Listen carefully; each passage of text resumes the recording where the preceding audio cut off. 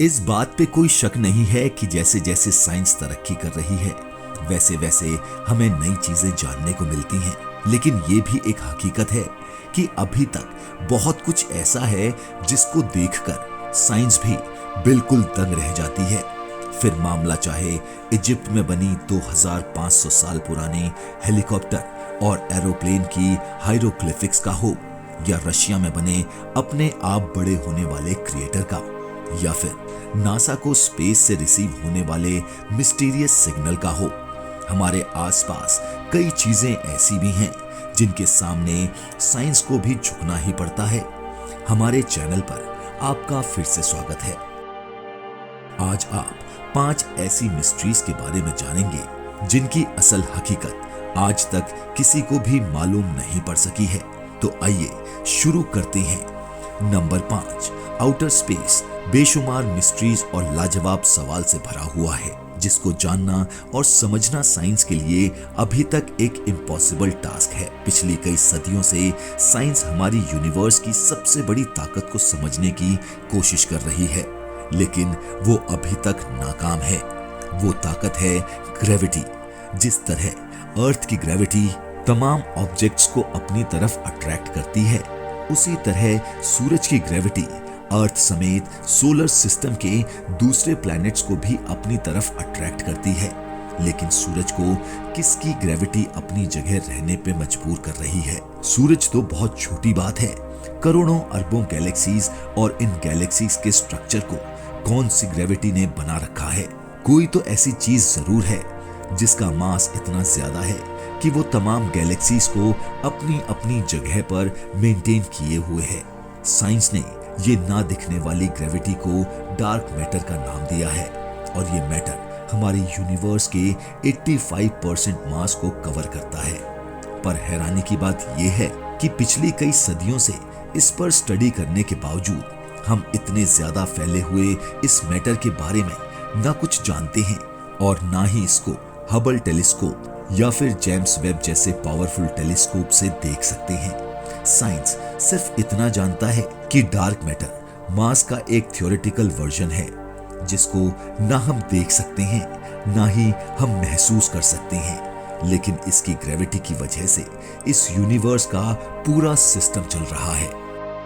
Number 4, बेशक दुनिया के पावरफुल टेलीस्कोप से 13.1 बिलियन लाइट ईयर्स दूर गैलेक्सी को देख सकते हैं, ब्लैक होल की फोटो कैप्चर करने में कामयाब भी हो चुके हैं, और साइंस की पावर यूज करके हम 14 करोड़ किलोमीटर दूर मार्स पर कई रोवर्स भी भेज चुके हैं। लेकिन सबसे बड़ी सच्चाई ये है कि ये मिशन हम जिस प्लैनेट पर कर रहे हैं उसके ओशियन को अभी तक एक्सप्लोर नहीं कर पाए हैं।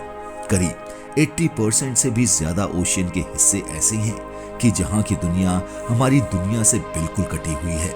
ओशियन का deepest point Mariana trench 11,022 metre गहरा है, लेकिन इंसानों ने ओशियन का सिर्फ वो हिस्सा अभी तक एक्सप्लोर किया है जो सिर्फ 200 मीटर गहरा है।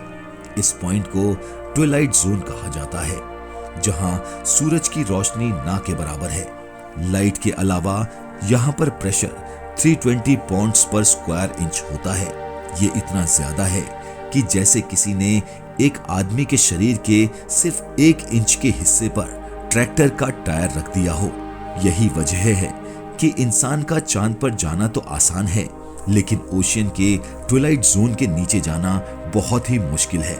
एक एस्टिमेट के मुताबिक ट्विलाइट जोन के नीचे जितनी भी लाइफ रहती है, हम उसमें से सिर्फ 5% को एक्सप्लोर करने में कामयाब हुए हैं। बाकी 95% में क्या कुछ है, ये अभी तक साइंस के लिए मिस्ट्री बनी हुई है। नंबर 3, वैसे तो एक छोटी सी चींटी से लेकर एक बड़े हाथी तक जितने भी लिविंग बीइंग्स हैं, वो प्रॉब्लम को सॉल्व करने के लिए अपना ब्रेन यूज करते हैं। अगर ब्रेन ना हो तो कोई भी लिविंग बीइंग छोटे से छोटा प्रॉब्लम भी सॉल्व नहीं कर सकता। लेकिन स्लाइम मोड के नाम से पहचाने जाने वाला ये एक बहुत ही सिंपल ऑर्गेनिज्म है, लेकिन इसके साथ ही ये बहुत कॉम्प्लेक्स भी है, क्योंकि स्लाइम मोड के पास ब्रेन नहीं होता और वो इसके बावजूद भी ये बहुत चालाक माना जाता है। स्लाइम मोड कॉम्प्लेक्स मेजेस को बहुत आसानी से सॉल्व करता है, और ये अपने फायदे के हिसाब से डिसीजन भी लेता है। यहाँ तक कि साइंटिस्ट को कई सबूत भी मिल चुके हैं कि स्लाइम मोड दिन के टाइम को भी पहचान सकता है। लेकिन सवाल ये है कि एक सिंगल ब्रेन सेल न होने के बावजूद भी स्लाइम मोड ये सब कुछ कैसे करता है?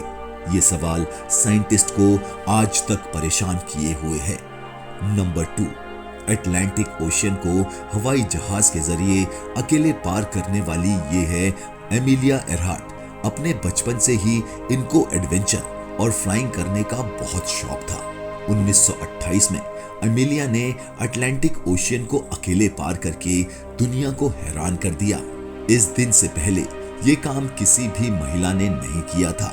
इसके बाद 1932 में हवाई से यूएस मेनलैंड तक अकेले फ्लाई करके एमिलिया ने वो कर दिया जो आज से पहले कोई मेल पायलट भी नहीं कर पाया था।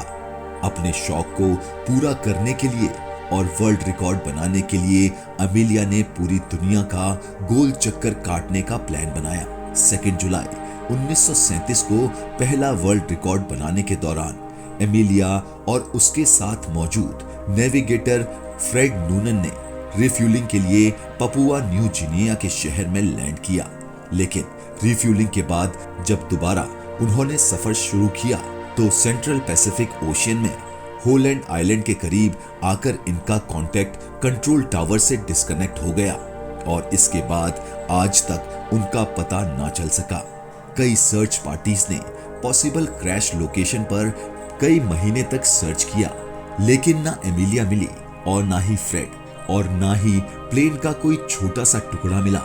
इस वाकये को आज 87 साल गुजर चुके हैं, लेकिन मजाल है कि साइंटिस्ट और एक्सपर्ट्स को एक भी एविडेंस मिला हो। नंबर 1, ये किसी आर्ट गैलरी की पेंटिंग नहीं, बल्कि ये चाइना में मौजूद जांगिया नेशनल पार्क की रियल फोटोग्राफ है। 322 स्क्वायर किलोमीटर पे फैला ये नेशनल पार्क अपने रंगीन पहाड़ियों की वजह से पूरी दुनिया में फेमस है। रंगत से भरी इन खूबसूरत पहाड़ियां और रॉक फॉर्मेशन को देखकर ऐसा लगता है कि इन पर शायद किसी ने कलर पेंट किया हो। हकीकत में ये बिल्कुल नेचुरल है, लेकिन सवाल ये है कि आखिर ऐसा मुमकिन कैसे हुआ? कई साइंटिस्ट का मानना है कि पहाड़ों के कलरफुल होने की वजह यहाँ मौजूद सैंडस्टोन और मिनरल्स का मिक्सचर है, जो कई सालों से केमिकल रिएक्शन कर रहा है। लेकिन ऐसा इत्तेफाक तो कई और जगहों में भी होता है, तो ये कलरफुल फॉर्मेशन सिर्फ यहीं पर ही क्यों है? जो लोग इस थ्योरी को नहीं मानते, उनका कहना है कि अर्थ की टेक्टोनिक मूवमेंट की वजह से ये खूबसूरत फॉर्मेशन बनी है। कई सदियां गुजरने के बावजूद भी साइंटिस्ट अभी तक इस दिलकश और हसीन पहाड़ों के पीछे का असल राज मालूम नहीं कर सके हैं। अगर आपको हमारा वीडियो पसंद आया हो तो प्लीज लाइक और सब्सक्राइब जरूर करें।